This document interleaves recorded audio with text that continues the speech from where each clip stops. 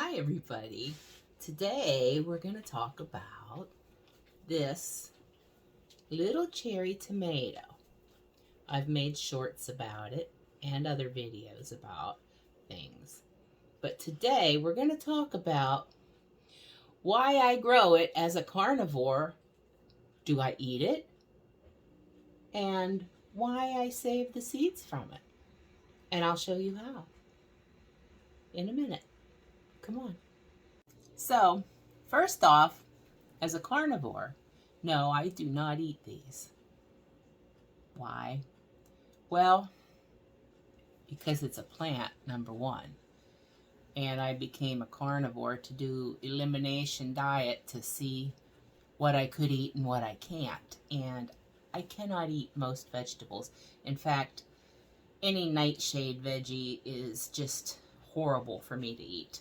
But do I like tomatoes? Oh, I love tomatoes. I love tomatoes. They were always one of my very most favorite things to eat. But I don't eat them anymore. Because the inflammation it causes in my joints is so bad that it's not worth it for me anymore. But I do grow them and save them because for the people around me that like to eat them. And this is an heirloom, and I couldn't find the seeds for it anymore. I made a few other little videos about this particular tomato. But today I wanted to show you, it's so cute. I just picked it off its little vine. I've been growing it in the basement. I brought it in and saved it because it was the last plant I had left growing outside before winter set in this past year. And I saved it just because it's so awesome. It's cute. And for my friends and family who do eat these are the best tasting cherry tomatoes I've ever had. So that is why I saved it. Oh, and one other thing. You know, I don't get too much into politics and stuff on this channel. However, the way our economy is and the way some people are talking, how they want to make us eat things that we don't want to eat, I figure if someday, if it ever came to that, where I couldn't get my beef and my chicken and things like that, and the only thing I had left was vegetables, I would eat these to keep from starving. So that's another reason right there. So in the next clip, I'm going to, if I can get it to do this, because I'm not real good at editing videos, but I'm going to show you, try to show you a photo I took of the parent plant that I saved the seeds from this years ago.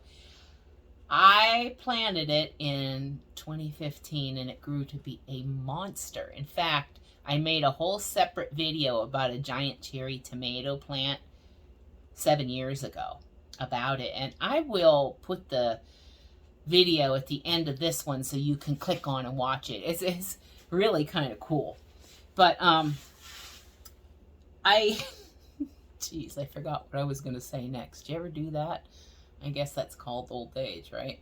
Anyway, I have a picture I'll show you. If I can put it, if I don't mess it up, I'll put the picture right here in the next clip. So we'll see if that happens or not.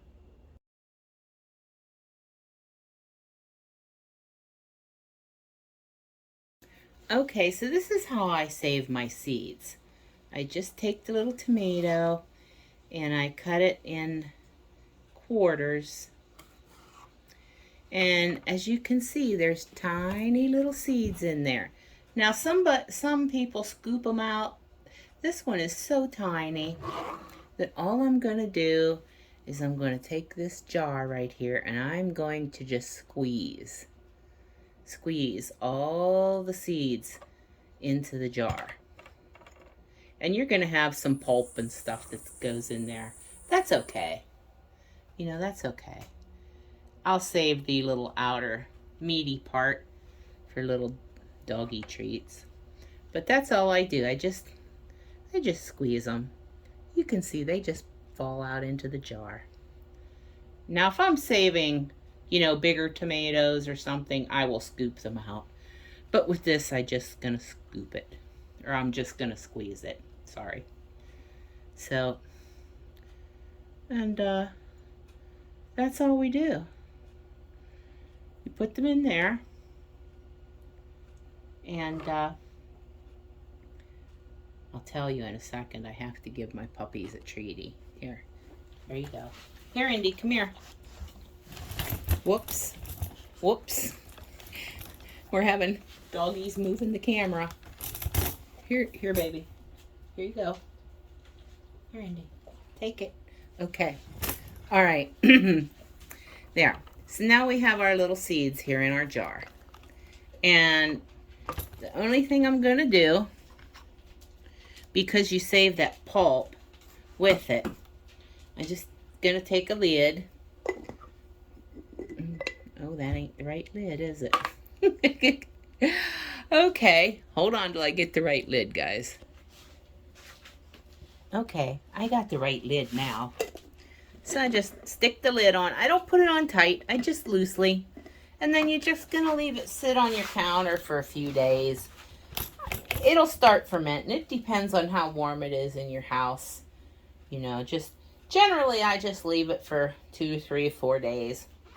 And you'll see it'll start to get some yucky looking stuff on it. And that's okay.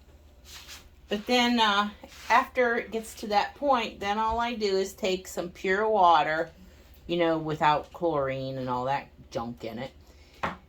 And I just fill it up, and you shake it up with the water back and forth. And if there's any bad seeds, they'll float to the top. And you just rinse them over and over again. The good seeds will stay on the bottom. And you carefully pour the water off of them. You rinse them a few times. And then I just spread them on a paper plate and let them dry. And once they're fully dry, and I'll break them up with my fingers every few days to make sure they don't all stick together. And then once they're fully dry, you can put them in an envelope and save them. So there you have it. There's my little video about my cherry tomato. And I hope that was helpful for any of you who wanted to know about that. And if you wait until the end, I'm going to put the video of the giant plant. You should see how big it got. I'll try to put a picture or two in there if I can. But click on that older video and watch it. It's really kind of cool. So thanks so much for watching. If you haven't, maybe you might want to give me a subscribe or a like. I'd really appreciate it. It would help out my channel a lot. So thank you so much for watching, and I'll see you all later. Bye.